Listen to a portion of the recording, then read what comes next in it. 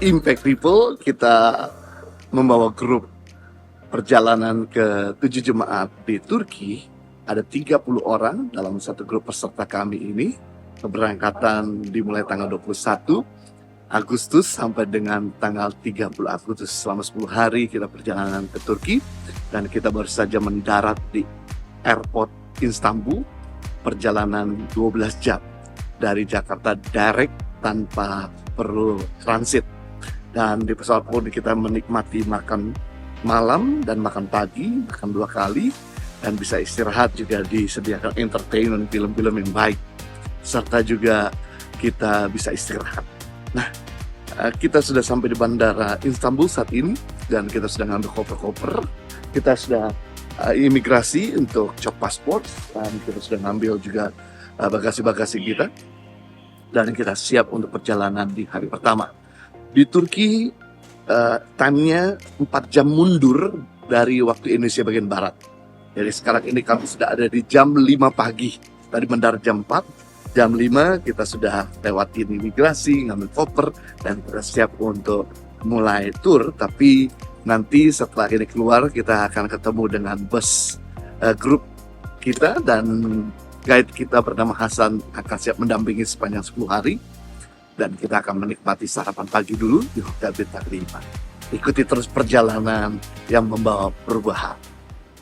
God bless.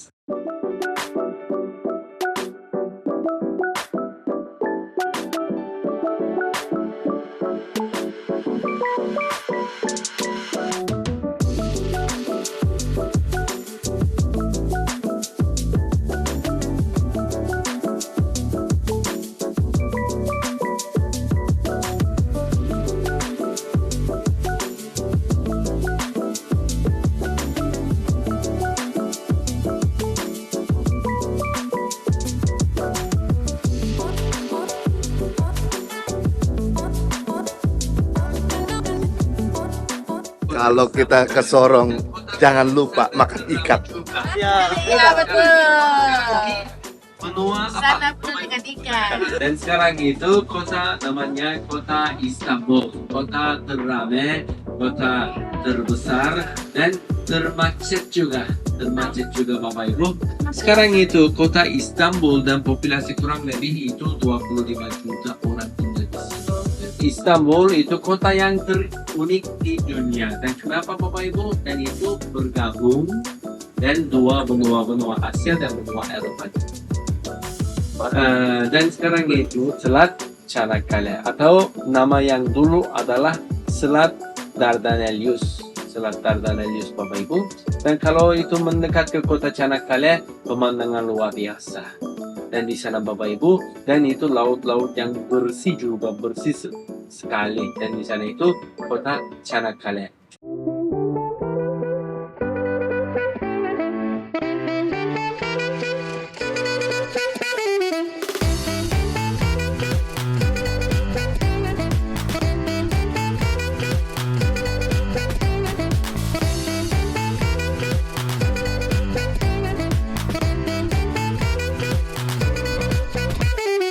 Negara Turki itu bagi dengan siapa? Berbagi dengan itu Halep, itu Damaskus ada di sini, dan Syria.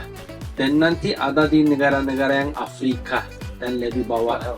Nah, dan itu Israel, dan Israel di sana, sini. Kalau sini Israel di sini. Menuju ke Indonesia harus lewat dari sini. No another way.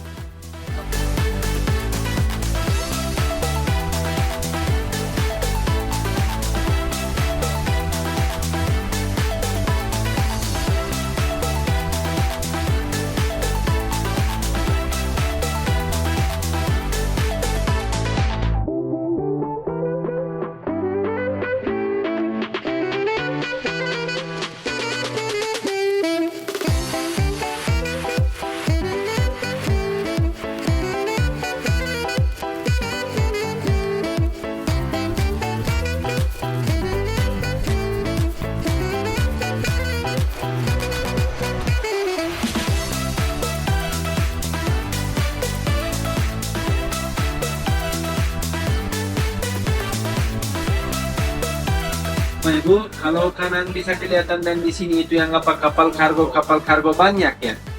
Ini kapal kargo Bapak Ibu mungkin datang dari Indo, datang dari Filipina, datang dari bela di mana. Ke depan benua Asia. Kalau di belakang Bapak Ibu benua Eropa.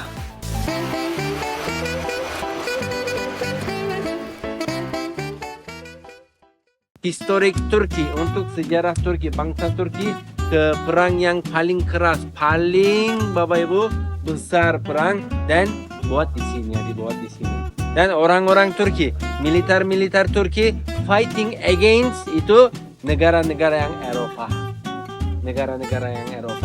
Dan untuk orang Turki dan enemy siapa? Enemy France, enemy Italia, enemy Yunani, enemy Armenia, enemy Rusia juga. Bapak Ibu, dan ini kuda namanya dihadiah dari Yunani.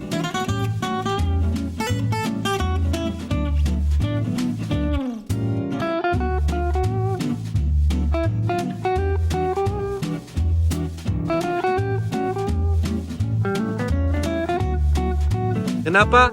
Area ini, posisinya ini Bapak Ibu yang berharga, yang itu seperti diamonds.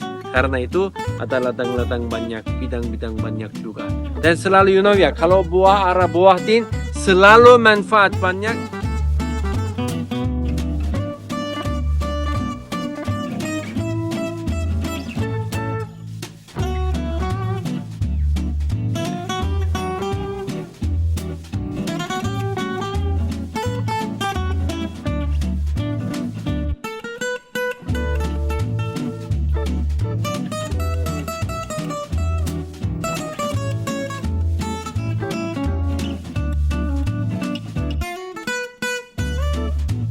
Troas ini ada dua peristiwa dalam Alkitab yang terjadi. Yang pertama dalam Kisah Rasul pasal 16, di mana pada waktu itu Paulus sedang melayani beberapa kota-kota yang ada di Asia Kecil, termasuk daerah Galatia, tempat di mana Timotius bertobat. Kemudian setelah itu Paulus berangkat ke sini untuk melayani orang-orang dari sini.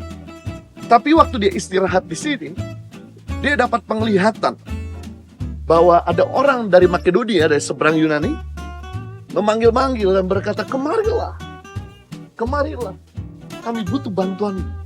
Begitu Paulus bangun dari tidur, dia mendapat pengertian. Rupanya Tuhan mau untuk dia berangkat ke Makedonia. Dan kemudian dia berangkat ke Makedonia, dan betul orang-orang di Makedonia adalah orang-orang yang mengalami masalah yang besar, banyak, dan mereka hidup di bawah garis kemiskinan. Di situ Paulus mengerti bahwa penglihatan di sini yang memang harus dibuat dia berangkat ke sana untuk melayani jiwa-jiwa yang ada di Makedonia. Sehingga firman Tuhan berkata di dalam 2 Korintus pasal 8, orang-orang Makedonia ini walaupun mereka miskin, banyak masalah besar, mereka kaya dalam kemurahan. Itu peristiwa yang pertama yang terjadi pada waktu di sini. Pelajarannya apa? Di mana ketika dalam kehidupan ini kita harus belajar untuk tidak memadamkan roh, memadamkan suara Roh Kudus. Karena kalau Anda padamkan suara Roh Kudus dalam hati kita, maka Tuhan tidak mau lagi bicara sama saudara. Kenapa sampai hari ini kita seperti sulit mendengar suara Tuhan? Karena kita nggak mau okekan, nggak mau taat, kita nggak mau respon sama suara Tuhan. Makanya kita jadi nggak bisa dengar suara Tuhan lagi. Coba bayangkan, kalau saya punya anak gak mau dengerin suara saya terus, lama-lama saya gak mau ngomong lagi nasihatin dia. Karena nasihat saya yang kemarin ini belum didengar. Gimana saya mau kasih nasihat yang baru? Demikian hal yang sama, Tuhan sedang ajarkan pada setiap kita. Kalau Tuhan bicara, jangan keraskan hati, cepat responsif. Dan yang kedua, pelajaran apa di sini? Di mana rupanya kita juga harus peka kepada kebutuhan dari luar, kebutuhan sesama. Mungkin misi kita pada pekerjaan, misi kita kepada ambisi kita. Tapi di tengah-tengah pekerjaan dan tanggung jawab kita, tiba-tiba kita seperti dipertemukan sama orang-orang yang membutuhkan. Please help me, please pray for me, please bless me. Nah, hal ini yang terjadi pada saya berdua sama istri. Di mana waktu kami tinggal di Australia bersama dengan orang tua dan adik-adik saya, dan istri saya juga punya koko di sana dan saudara sepupu dan paman di sana. Kami dengar suara di mana kembalilah ke Indonesia. Tolonglah Indonesia. Berikan bantuan pendidikan pada anak-anak di daerah-daerah tertinggal Indonesia. Kemudian kami mulai respon terhadap panggilan tersebut dan kembali ke Indonesia. Dan hari ini Tangan Pengharapan bisa menolong 6.000 anak-anak di 85 tempat seluruh Indonesia. Kalau tidak ada panggilan itu, nggak mungkin kami bisa kembali ke Indonesia. Kami tetap di Australia. Nah, berarti ketika Anda bisa menjawab panggilan dari luar, kebutuhan dari luar, secara kecil-kecilan, maka Tuhan akan pakai Anda. Dan ketika Anda setia terhadap panggilan yang Tuhan telah tunjukkan kepada saudara, maka Tuhan akan percayakan perkara yang besar. Pulang dari tempat ini, jangan keraskan hati kalau Tuhan bicara. Dan pulang tempat ini, kalau sampai di tengah perjalanan, di tengah-tengah kita punya ziarah, ada orang yang membutuhkan, dan Anda bisa cross check. Kalau memang perlu dibantu, bantu. Jangan tahan. Firman Tuhan berkata, jangan keraskan hatimu kalau barang sesuatu yang ada pada kamu bisa bantu pada orang, berikan. Karena dengan kamu memberi, kamu gak akan pernah kekurangan. Justru makin diberkati. Itu kejadian yang pertama, peristiwa pertama. Nah, peristiwa yang kedua, setelah Paulus dari Makedonia, dia kembali lagi ke Troy.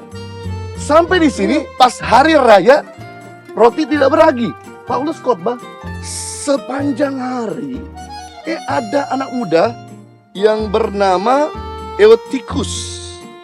Anak muda ini dengerin khotbah si Paulus, ada di jendela lantai 3, ngantuk. Tertidur, dia jatuh dari lantai 3 ke bawah sama mati. Kemudian orang mengangkat, tadi sudah tidak ada. Paulus tadinya mau bikin perjamuan kudus, hentikan sebentar, dia turun ke bawah, dia peluk anak ini dan dia doakan anak yang mati hidup kembali. Ini kejadian di sini. Pelajaran apa? Kalau dengar khotbah, jangan tidur. Bisa jatuh dalam dosa, bisa jatuh dalam kesalahan, ya kan? Ini penting. Waktu Anda duduk, dengerin orang bicara, Anda diberkati. Anda diberi nilai tambah. Anda di-upgrade. Tapi waktu Anda berdiri dan berbicara, Anda sedang memberkati. Anda sedang memberi upgrade.